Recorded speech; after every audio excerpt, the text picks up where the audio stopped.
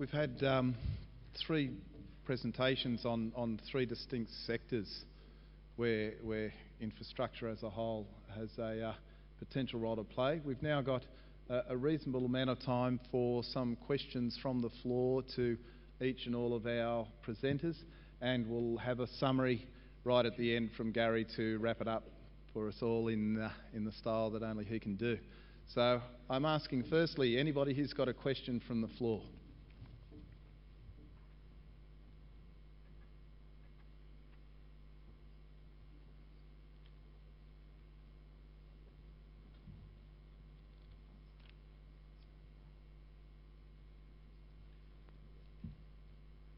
Ted Murphy, Uni Super.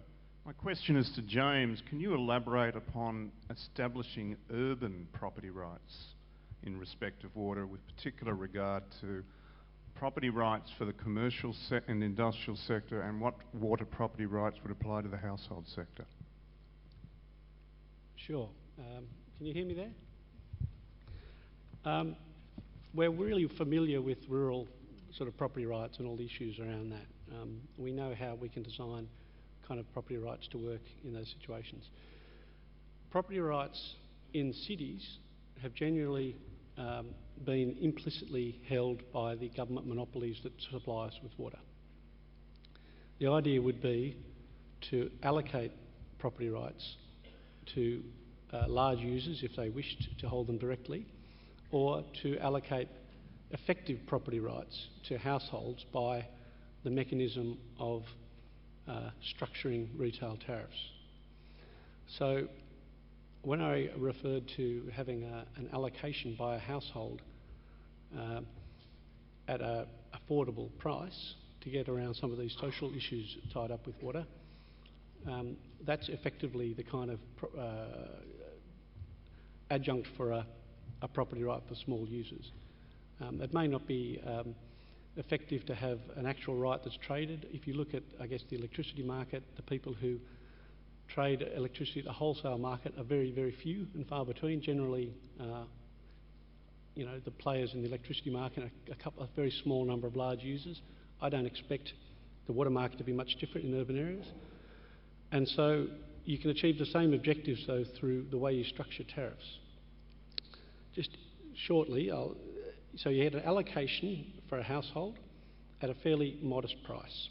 This allows for the amount of water that is generally required for basic household necessities.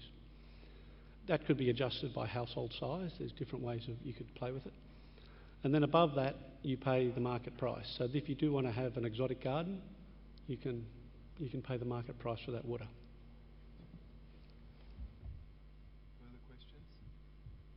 Further questions? Frank Gayton from Industry Fund Financial Planning. I was fairly amused by Julian's comment about perhaps we should introduce land tax on the principal place of residence for higher worth properties. That'll be exceedingly popular with most people. Perhaps I would suggest that a radical approach might be to give some genuine thought to tax reform and eliminate the myriad of taxes that anybody that owns an investment property faces. For example, in Victoria, 47% is paid in taxes and levies on insurance to protect the house against fire or whatever. Land tax is a wonderful innovation. It is a scale that just goes up and you get nothing for it. I've even asked a minister in Victoria what actually happens and why do we have this? He said, well, we just need the revenue. So perhaps if we want to increase the stock of rental properties so that people can live a great life, maybe we should try a different radical approach and remove all the other taxes and levies that simply occur. Nobody knows why they're there, but they are there. I wonder if you'd like to comment on that. Well, look, firstly, I don't think the test of whether something's a good proposal or not is purely whether it's popular in the short term. I really don't think it's helpful to just, as is quite common, derisively dismiss these proposals on that basis. There are probably a lot of things that you've favoured and were glad were done that were very unpopular at the time. And certainly those who supported a GST can't use the argument that something like this is political suicide, because that was what was thought about the GST. But the OECD has said basically what I've just said in its recent report, Economic Survey of the United States. The Productivity Commission has said the same. It's a widespread view amongst economists that this is, and in fact it's just absolutely standard economics, that if you have a massive subsidy of this kind, you will overshoot and you'll end up killing the thing that you're meant to be helping, namely home ownership, which is precisely what the OECD says is the impact of these unrestrained tax exemptions. But because time had already got away from me, I didn't mention the other side of this, which might appeal to you more, which is that I would drop or substantially reduce stamp duty, because our tax system is upside down and back to front. It's upside down because it provides massive windfall gains to wealthy people. I point out your land tax has only gone up because the value of your house has gone up massively through windfall gains that people who've owned the property for 10 years could never have expected when they bought it. And for them to cry poor now is really a bit rich. This is would be a small contribution at the very top end of the market. But we're back to front because we tax people when they're trying to get into the housing market, and then they're literally home free. I would drop the stamp duty, not just on first home buyers, but on other home buyers as well, at least up to median house value. But I would put a cap on the exemption from land tax. Just quickly, the taxes at the state level that you mention are frankly in most cases a trivial part in the broad scheme of things. They cannot, one just has to look at the figures to realise that they don't to any substantial extent explain the huge increase in land prices. They are due to other factors. But the other point is that the rental incentive that I mentioned, you'll recall perhaps that I said that the states would have to provide a contribution in addition to the Commonwealth, and I mentioned that some of them could come in tax concessions. Now they could be provided in the form of stamp duty concessions or land tax concessions, and one, for example, in relation to investors is, as you would know at the moment, if you have say 6 or 8 units or however many you've got, but let's say it's just 6 or 8, the value of them is aggregated in most states for working out what your land tax is. So you end up not getting the benefit of thresholds down the lower end. Now one approach the states could take is to say if you're providing housing which is qualifying for this incentive, then we would disaggregate your houses for the purpose of land tax. And that would mean in most cases they weren't paying land tax on any of their dwellings because they'd be assessed separately. Could I just quickly add the comments about land tax? I think one of the arguments often advanced for land tax is a disincentive to people to speculate and hold large tracts of land. The problem is that most of the large-scale speculators hold that land in the form of agricultural and rural trusts and avoid the land tax. So the irony, here is because of subsidies to the agricultural sector, which you'd have to question in the current environment of its use of water, just to tie a couple of issues together there. It seems pretty insane policy to me.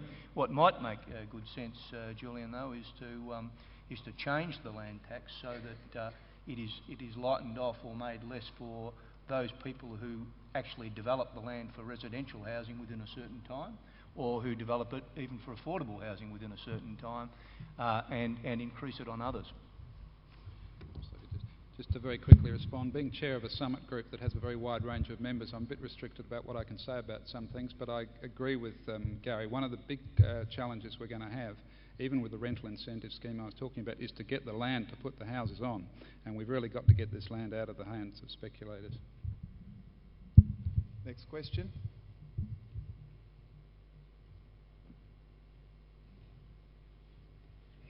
Yep, Philip Jones from EWS Super. Just a quick question for James.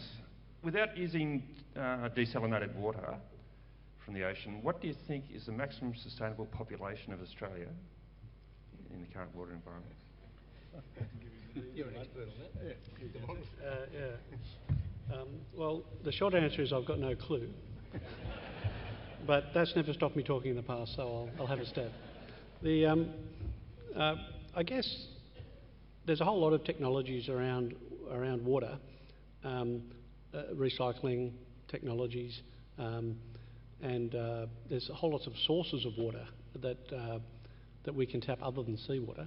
Seawater is one. It's not the cheapest either. One source of water that we could potentially tap for cities anyway is in fact existing rural water. Let's take Victoria as an example. 15% of Victoria's water is taken by Melbourne. 80% is used in agriculture outside of Melbourne. Of that 80%, 40% is sloshed around on Broadacre very, very, very inefficiently, wasting huge quantities of water. Even a small slice of, and a lot of these farms don't make enough money anyway to actually prosper or survive, particularly in the current environments.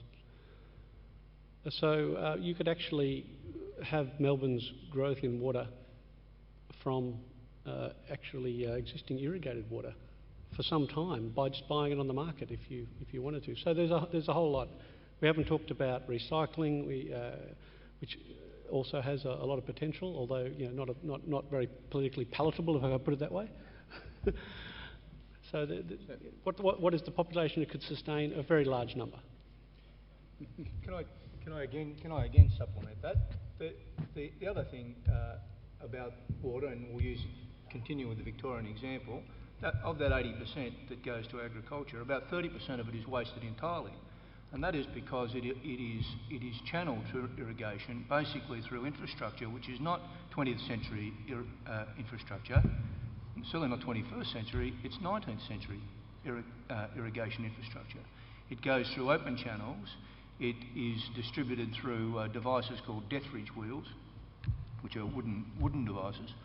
So that the water lost through leakage out of the channel system and through oversupply, because no one can turn the water off in a timely way, no one can measure the water, no one knows how long the water takes to get from point A to point B, so there's wastage, oversupply.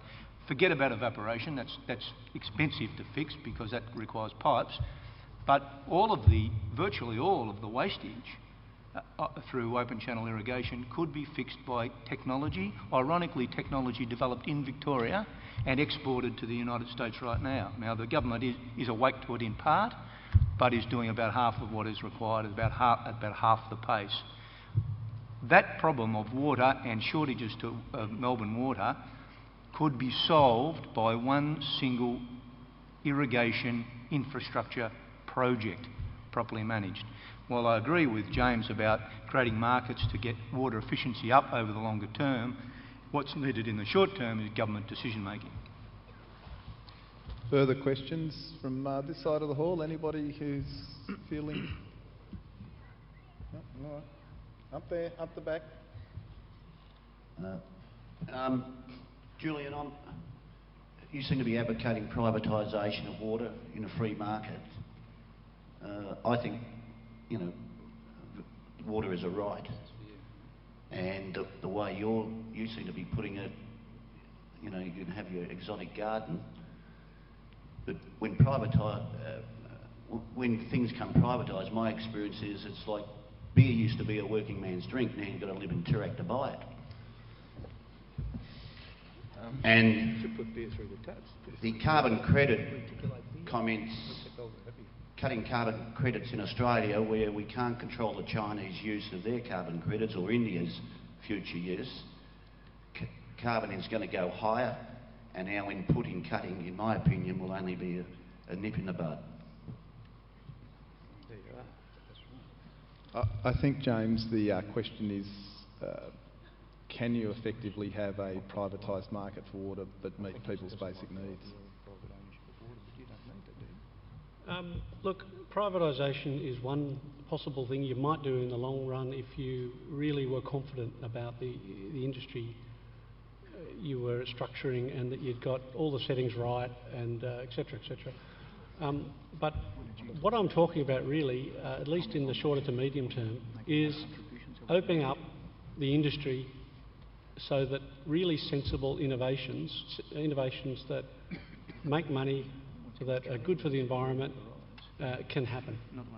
Innovations at the moment that are restricted either by thoughtless institutional design, by Byzantine politics, or by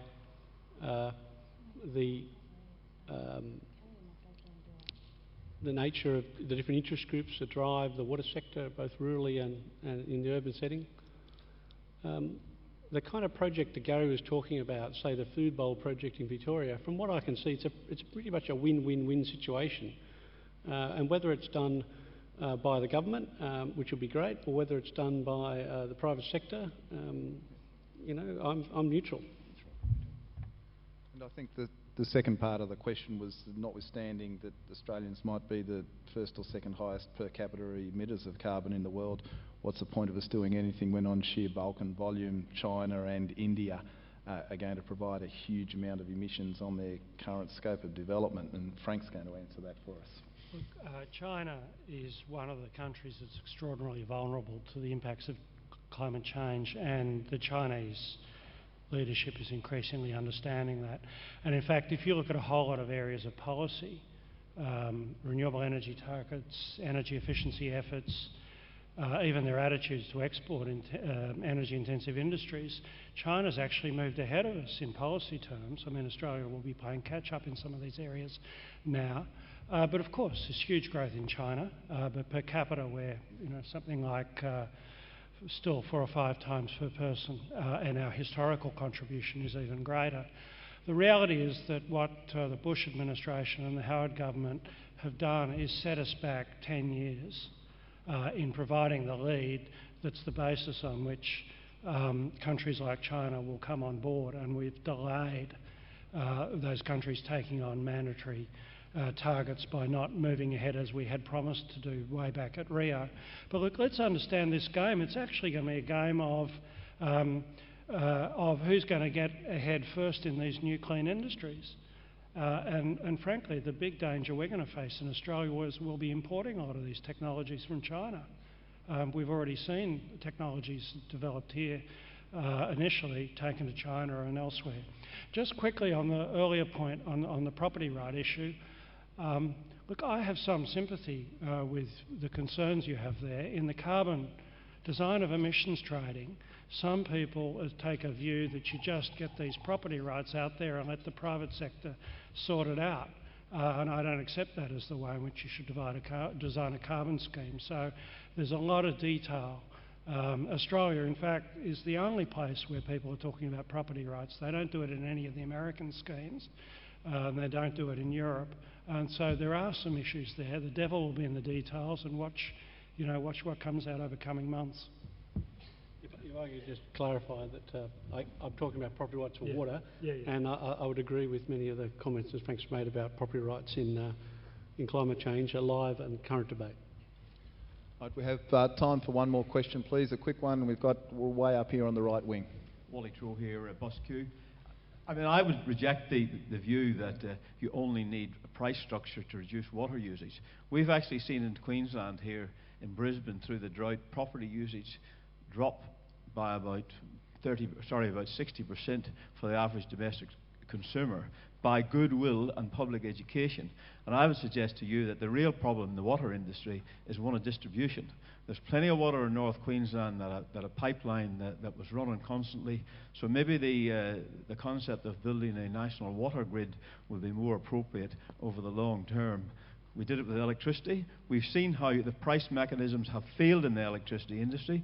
We've seen how in this state we were promised cheaper electricity by a privatised distribution system. It's failed. We've got a 17% increase this last 12 months.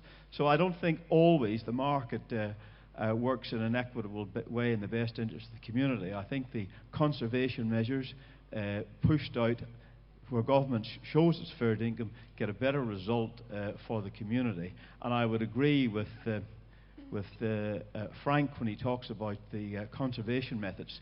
Like for virtually $1,000 you could build a house that would be about 20% more efficient with just simple design functions, where you put the garage, which end of the house, how wide you make the eaves, etc., etc. Just simple technologies that could be simply implemented to save electricity. Same with fridge design and things like that. All simple stuff. There's no cost at all. But it's just a matter of government saying we are going to regulate. We're not going to leave it to the market. Thank you. Thanks, Wally. Any comments from the panel? Yeah, I'll have a stab. Anybody who wants to rely on a pure market solution to any of these infrastructure industries is ignorant and a fool and it can't possibly work. The debate is really about to what degree can market help in parts of the industry, to what degree can markets provide efficient solutions. I'll give you an example. The Melbourne water retailers are government-owned businesses, but they contract out 90% of their operations and maintenance. As it turns out, that's actually pretty efficient. So it's horses for courses. So why would you go ahead and just let the market rip on these industries, or all it would be a big failure? Now, that's not to say that markets aren't very good at doing some things, and they are. In terms of the water grid, there's a lot tied up in that question. In terms of a water grid, I think that's what the governments are really doing now. I guess they've been caught napping by this drought/climate change. We're having to rely on very crude mechanisms like restrictions. I think it's shown them the benefit of making investments in all sorts of infrastructure and other possibilities and conservation measures and a blend of all of those, some of which are available on the market, some of them are available on regulation. And you'll see that they are building grids, they are building climate independent sources of water, they are looking at linking markets, they are looking at appliance regulations, at all sorts of things. Frank, I think you might want to... We'll draw questions to a close. I won't bother to give a long introduction for Garry Weaven. I think most of us know of him in one form or another, and he's going to make some comments summarising the entire session. Garry. Well, thanks, Andrew. I think I've really run out of time, so I'll just make a couple of very brief observations. I think the need's pretty well established. It's around economic productivity, it's around sustainability, and it's around our other social objectives, including meeting the needs of education, training, an ageing nation, and housing affordability, amongst others. Up until now, what are the impediments? That's what I really want to get to, and bang that old drum a bit harder and louder. Up until now, the impediments fundamentally have been a love affair with the surplus on the part of government. The government's love affair with an economic surplus because they think it buys votes, and it has. That's our fault in the end of the day. And of course that followed a previous love affair with deficits, which caused a lot of trouble too. But it's politics. The politics now seems to be really the problem that there is no confidence in the population, so you need to buy votes, and you need to do that with either tax handouts or with pork barrel type expenditure, and that is left a large and very unpleasant legacy for us and for the current government now, and they've been part of it too, of course. So they're the impediments to taking long-term investment decisions. On the funding side, also super funds. Are super funds going to, in the end, be an answer or an impediment? Well, I've got to say, I think there is some chance that this industry, our industry, will behave like hidebound traditionalists and hide behind traditional asset allocation models, which have never actually been thoroughly tested for the balance between listed and unlisted assets, for example. They've been built on empirical data about equities on the one hand versus debt, and to some degree property. But maybe they need to be looked at again. I mean, certainly our recent experience with investment in infrastructure in terms of returns versus volatility puts it, I think, in a very strong position to be re-examined for a very substantial upward lift in asset allocation. And there are living examples in this room who can point to their position on the league table precisely because they started to make that decision. I think that needs further examination and a further fundamental look. We want to be part of the solution, I think, not part of the problem, because all of the funds inside this room, I think probably all of them, don't have, or most of them certainly do not have a problem with liquidity. Liquidity is really the only reason for being a continual slave to listed markets, rather than taking a very long-term view in terms of not just national infrastructure. There are other bargains around right now, you might have noticed, but certainly infrastructure is one of those long-term investments. We need to obviously further disintermediate on the fee regimes to get rid of some of the rent seekers, and the market is helping to do that. In fact, I suppose one of the points I'd just like to make is it's really about leadership, government leadership, and leadership from within our industry. In China, I read recently that they're planning 85,000 kilometres of high-speed highways over the next 30 years, 97 new airports over the next 12 years, and notwithstanding Albert's comment before, they have actually committed to a 40% reduction in carbon outputs per unit of GDP. The problem is that their GDP growth is massive. So I'm not, you know, we in the meantime talk about for 20 years whether we can have an additional airport, and we decide we can't. So there is a bit of a fundamental problem there. I'm not advocating in any way that we adopt anything like China's political and economic system, but we have a real challenge to make our democracy work much more effectively in a globally competitive and carbon-constrained world. And finally, Andrew, I know you're chewing at my heels there. Finally, I can recall 18 months ago at the, many of you would have been there at the Australian Super Investment Conference, talking about the high levels of debt then creeping into private equity and into infrastructure, and making the comment that that may well end in tears, and then saying 6 months ago at that same conference, well, maybe these tears are on their way, but maybe there's a real opportunity.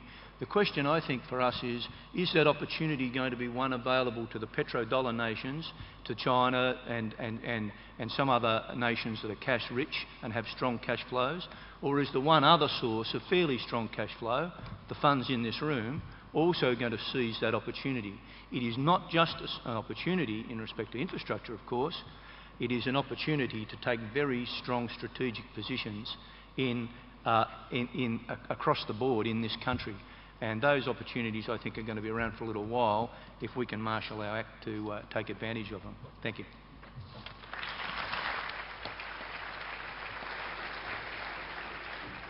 Well, thank you, Garry, and thank you to all our presenters. We have some gifts from Bridgewater for all of them, and you're aware of that. There's certainly some challenges in front of the industry, and we've had a lot of talk at a lot of conferences. Maybe from this one some more will arise. So I'd like firstly to ask you all to join me in thanking all our presenters on the day for a very illuminating session.